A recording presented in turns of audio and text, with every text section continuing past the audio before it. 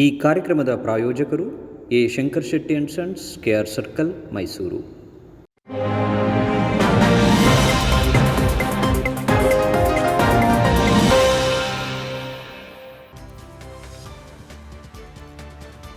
ನಗರದ ಬನ್ನೂರು ರಸ್ತೆಯಲ್ಲಿರುವ ಎಟಿಎಂಇ ಇಂಜಿನಿಯರಿಂಗ್ ಕಾಲೇಜಿನಲ್ಲಿ 69ನೇ ಕನ್ನಡ ರಾಜ್ಯೋತ್ಸವ ಸಮಾರಂಭವನ್ನು ಆಚರಿಸಲಾಯಿತು.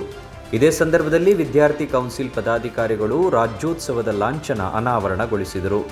ಮುಖ್ಯ ಅತಿಥಿಗಳಾಗಿ ಕಾಲೇಜಿನ ಆಡಳಿತಾಧಿಕಾರಿ ಡಾಕ್ಟರ್ ಸಚ್ಚಿದಾನಂದ ಮೂರ್ತಿ, ಡೀನ್ ಡಾಕ್ಟರ್ ಕೆ ಶ್ರೀನಿವಾಸ, ವಿವಿಧ ವಿಭಾಗಗಳ ಮುಖ್ಯಸ್ಥರೊಂದಿಗೆ ನಾಡದೇವಿಯ ಭಾವಚಿತ್ರಕ್ಕೆ ಪುಷ್ಪಾರ್ಚನೆ ಸಲ್ಲಿಸಿದರು.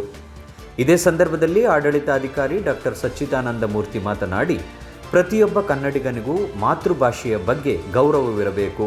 ಕನ್ನಡ ಭಾಷೆ, ನೆಲ, ಜಲದ ಸಂರಕ್ಷಣೆಗೆ ಪ್ರತಿಯೊಬ್ಬರೂ ಸದಾ ಕಟಿಬದ್ಧರಾಗಿರಬೇಕು ಎಂದರು. ಇದಕ್ಕೂ ಮುನ್ನ ಅಧ್ಯಾಪಕ ಚಂದ್ರಶೇಖರ್ ಎಲ್ಲರಿಗೂ ಕನ್ನಡ ಸಂಕಲ್ಪ ವಿಧಿಯನ್ನು ಬೋಧಿಸಿದರು. ನಂತರ ರಾಜ್ಯೋತ್ಸವದ ಅಂಗವಾಗಿ ಏರ್ಪಡಿಸಿದ್ದ ವಿವಿಧ ಸ್ಪರ್ಧೆಗಳಲ್ಲಿ ವಿಜೇತರಾದವರಿಗೆ ನಗದು ಬಹುಮಾನ ನೀಡಿ ಅಭಿನಂದಿಸಲಾಯಿತು. ನಂತರ ವಿದ್ಯಾರ್ಥಿಗಳು ಮತ್ತು ಸಿಬ್ಬಂದಿ ವರ್ಗದವರಿಂದ ವಿವಿಧ ಸಾಂಸ್ಕೃತಿಕ ಕಾರ್ಯಕ್ರಮಗಳು ಜರುಗಿದವು.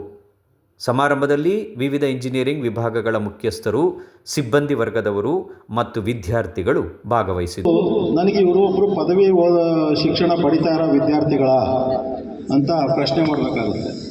ಹಾಗಾದರೆ ಓಕೆ, ನೀವು ಇಂಗ್ಲೀಷ್ನಲ್ಲಿ ಒಂದು ಮಾಧ್ಯಮದಲ್ಲಿ ಓದ್ತಾ ಇದ್ದೀರಾ, ನಿಮಗೆ ಅದರ ಪ್ರಭಾವದಿಂದ ನೀವು ಬರೀತಾ ಇದ್ದೀರಾ ಅಂತ ನಾನು ಒಪ್ಕೊಳ್ಳೋದೇ. ಅದರಲ್ಲಿ